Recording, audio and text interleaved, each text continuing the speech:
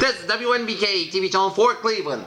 And it is time now for the Sohio Reporter with Peter J. Wiggins. Wednesday, February 23rd, 1929. Here now, Peter Wiggins. Good evening, everybody. I'm Peter Wiggins, and here's what's happening.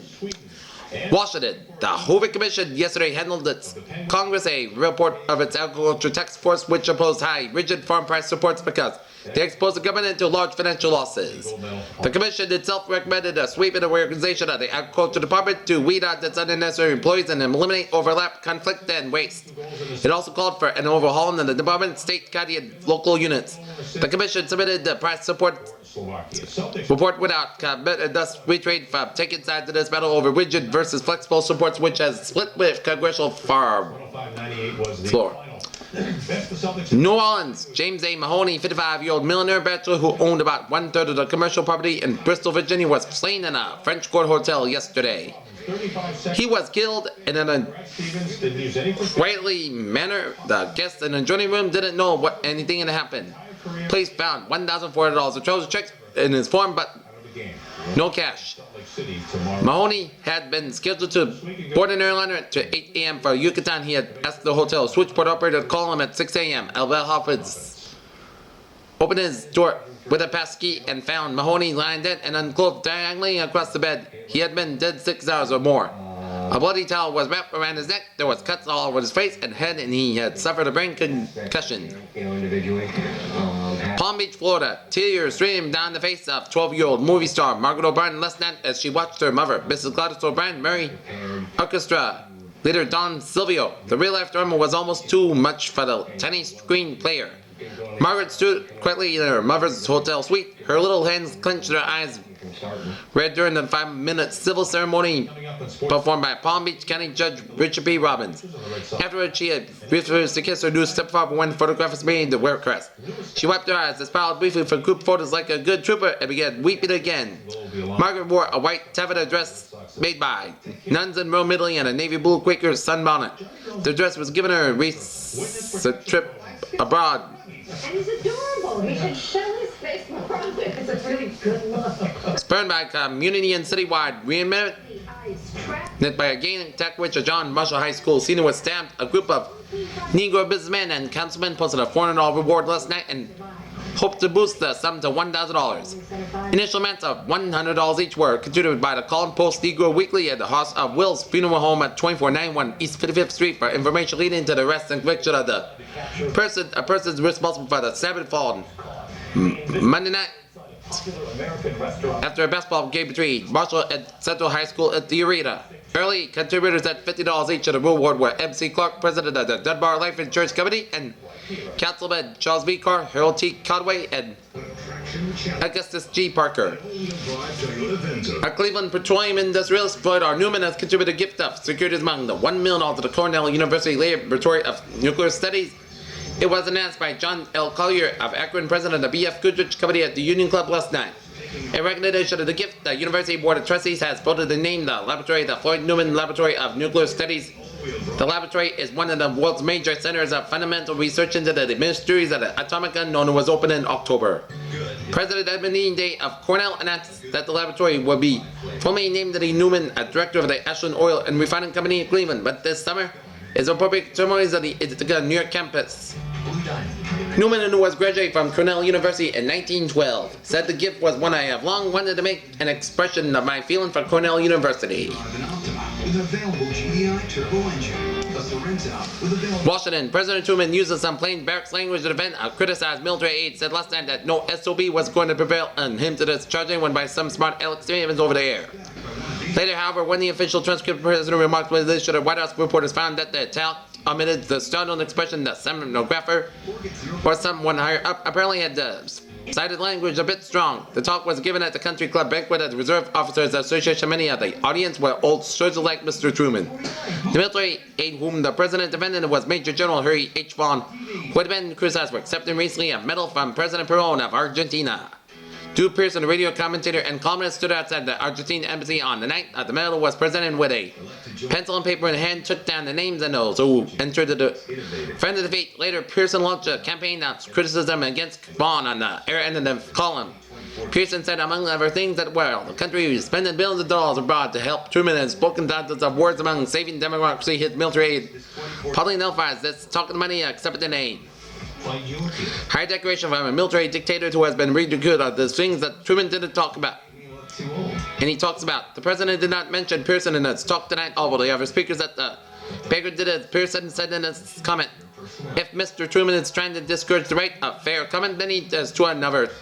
Think of comment the man has on his staff or business, even though the taxpayers have to fit the bill. But when his staff members accept medals from a military dictator whose principles are discovered and he denies, it adds a public business and should be Truman's. The president's speech was made exemplary at an Army Navy Country Club at a nearby Arlington, Virginia banquet given by the Reserve officers in Vaughn's honor. Newsmen who took down the president's remarks reported that he said, if any SOB thinks he's gonna get away with any member of my staff or cabinet changed by some smart, elegant statement over the air, he's mistaken. The president used the initials only, not the full extent. Now I'm Justin Vaughn, just as loyal to my military aid as I am to the high brass, and I want you to distinctly understand that anyone who thinks he can cause any of these people to be discharged by me by some smart aleck statement over the air or in the paper has got another thing coming. No commentator to comment stating members of the cabinet or my staff. I name them myself, and when it's time for them to be moved on, I do the moving, nobody else. Boston, maybe 3. Look out for the Cape. We'll get a little bit more. But behind. In London, a Foreign Office spokesman said yesterday in Britain that has turned down the report of a United Nations committee that is based for selling the British and Berlin currency tangled with Russia. Russia has long maintained that her currency quarrel with the United States, Britain, and France has been the main reason for the blockade of Berlin. Russia said that settlement and that the quarrel would be blocked and never the end of the blockade. A 1949 contract policy program headed by a demand for a 25 cent an hour wage increase in a company financed $100 a month pension program was being considered for adoption last night by the 184-member National Policy Committee of the United Rubber Workers CIO. The program was very occupied by the policy committee meeting in the Hotel Allerton by a special 15-member subcommittee that had mapped the policy in an 8-hour session. The subcommittee was selected after a split development in Weber to emphasize a direct wage increase over pension, health, and welfare and a guaranteed annual wage in the contract negotiated with the rubber industry with this spring. It was expected to be adopted as recommended by the subcommittee. The program emphasized that the 25-cent an hour increase as the main objective with a petition plan of $100 a month. It's close to Social Security as a secondary objective. In Columbus, ever mindful of the people's welfare, the Ohio House of Representatives late yesterday by vote of 96 to 23 passed and sent to the Senate a bill regularly in the use of TV sets and automobiles. No matter to be hastily considered since it's necessary to involve such vital points as backseat driving, the use of blinders on drivers and visitors from the United States. The bill occupied the attention of the members for more than an hour. The enemy spectators who had nothing else to do but this drizzly legal holiday has caused some confirmation to those waiting to appear before controls so much relatively minor legislation as fair employment practices. There. Evansville, Indiana. Hiram and he moved back to his egg with finding duties at Micro Park with a stubbornness that failed the results. After 9 weeks, nothing happened. His main emo and president were and not changed as the day they were late. Park Superintendent Bob McGraw noted everyone was getting weaker and weaker to be relieved that the rare ostrich-like bird from his duties yesterday. The eggs were transferred as an incubator, but McGraw believes that they were ruined long ago by the cold Indiana weather, no different from the emu's native Australia. Canton, Massachusetts. 3 explosions at the American Fireworks Company plant shook buildings at a radius of a dozen miles last night at state police and fire were raging front. Several of the structures they reported none apparently were been killed or injured. Worcester, Ohio. Roy reported 19 of nearby Whitman was held for grand jury action yesterday on a charge filed in Whitman's mayor court of Shocking with intent to kill his wife Betty. 19 also of Whitman. Mayor Melvin Ritter also said Porter's bond will be set at $2,000. Police Chief Charles Hurstman and Porter fired. Has said Porter fired 3 rifle shots in an automobile which Mrs. Porter and 3 others were riding. 2 bullets struck the car. Mr. and Mrs. Porter have been living apart. He came here from Wayne, West Virginia and is employed at the Ohio Bucks Ford plant in Nissan now. Choose Richmond. Arrested sometime after the shooting, Porter still had possession of the rifle and admitted that he fired the shots, but said that he did not intend to harm his wife. Chief Hefferman reported. Ashland, Ohio. Police gunfire killed an 18-year-old boy, led to the arrest of his brother, 15, who they were surprised riding a cash register in a downtown shoe store here early yesterday. The older boy, wounded in the leg, was reported in fair condition at Samaritan Hospital. Police Chief Harry T. Smith said that there were repetitive accounts for a recent series of 5 possibilities. He said stolen loot were recovered in their home. Salem, Oregon, a bill to protect newsmen from federal contempt proceedings for refusal to divulge confidential information were passed by the Oregon Senate yesterday and was sent to the House. Tuscaloosa, Alabama, State Labor Director R.E. Wade has announced that union employees of the B.F. Goodrich Committee had planned to work here yesterday to return to work today.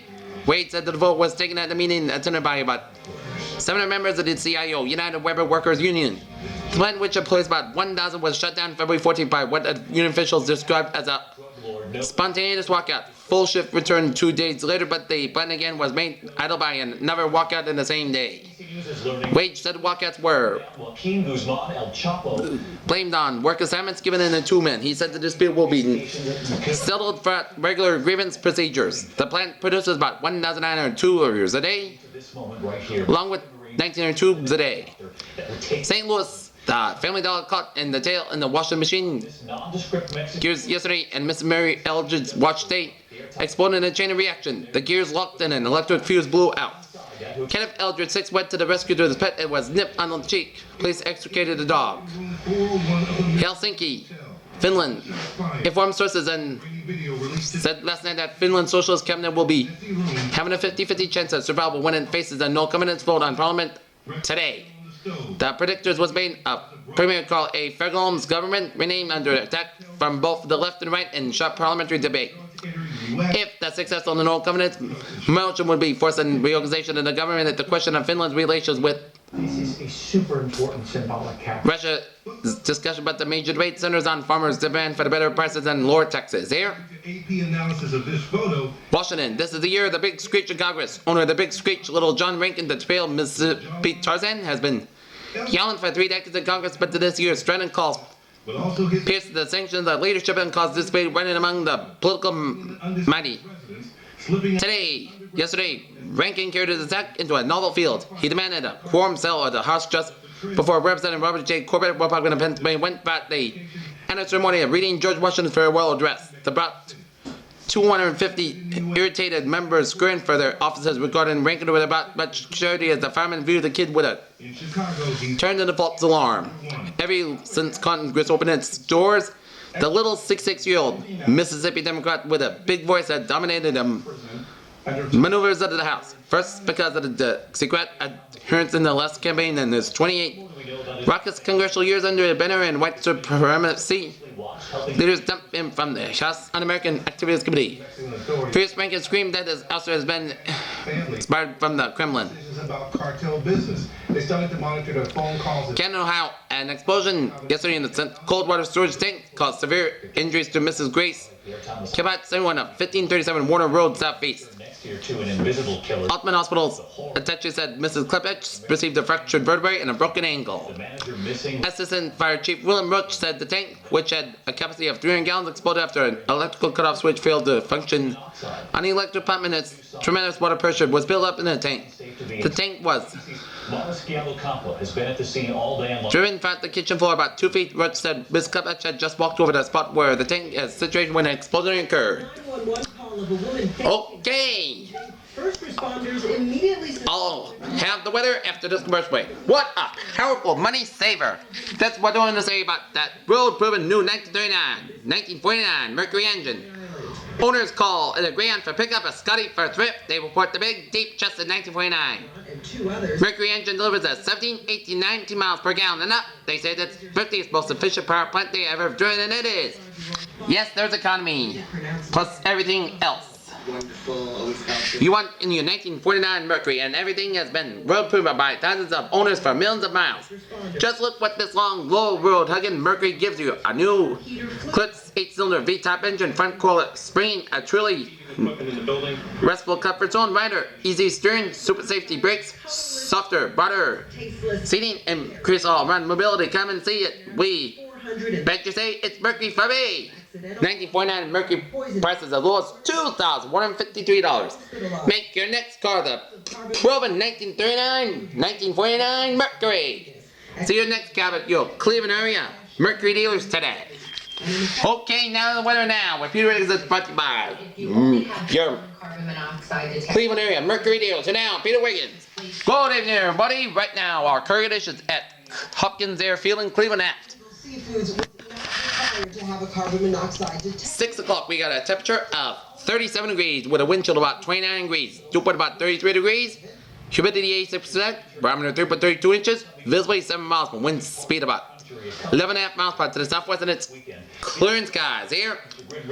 Around the region, it is 35 in Akron, Kenton, 35 in Youngstown and in Erie, 36 in Pittsburgh, 36 in Wheeling, 37 in Morgantown, 35 out in Mansfield, 38 in Columbus, 37 in Parkersburg, 36 in Ann Arbor and Toledo and Detroit, 38 in Findlay and Lima, 39 out in Dayton, 45 in Cincinnati, and 45 out in Portsmouth, and it's drizzly skies for much of west central Ohio, stretching to much of north central and northeastern Ohio, stretching out of west central Pennsylvania and northwestern Pennsylvania. Here, and extreme northeastern West Virginia. And then more so as we head towards the middle end of the week. In fact, Matthew, I'm Mills, something okay? Yep. along the Gulf Coast, Good for you, Matthew. below normal. I dropped 30 degrees there, and you say the real Yeah, good for you. the alarm was off in the morning. Yeah, be sure the kids are bundled up tomorrow morning. Happy, good anniversary, hon. Some 30 Bye bye, Matthew. Bye. Bye. only at 3. And stay close for lunch. Bye bye. Okay, let us take a look at our And one more weather guide this situation around the country. There was rain today along the northern New England coast and in central Texas. Snow fell in northeastern Maine and in northern Montana, and temperatures were above normal generally throughout the country. Okay, let's take a look at our forecast for Cleveland and the vicinity. Will go like this. Now to the Winter Olympics in Sochi coming. Partly cloudy with a little change in temperature. Hockey player Julie Chu Tonight, Thursday, cloudy and mild with a there. And in the end, Russia atop the medal. high near 40 to 50 degrees. Finishing in Washington forecast for Ohio, part cloudy with moderate temperatures. Wednesday, Thursday, occasional from the opening. rain and mild. Man in Sochi, ABC's Matt Gutman, and Matt, the Russians poking some fun at themselves. That's right, David. You remember at the opening ceremony? And sunset 6 p.m. about 47 minutes ago, and moonset 7:52 p.m. And that is gonna be it for the That's gonna be it for the The performers Sohio reporter on Channel 4 on WNBK TV on this February 23rd, 1949 on Wednesday. I'm Peter Wiggins. Have a good evening, and Russian culture. have a good evening. See you tomorrow. Marks to go.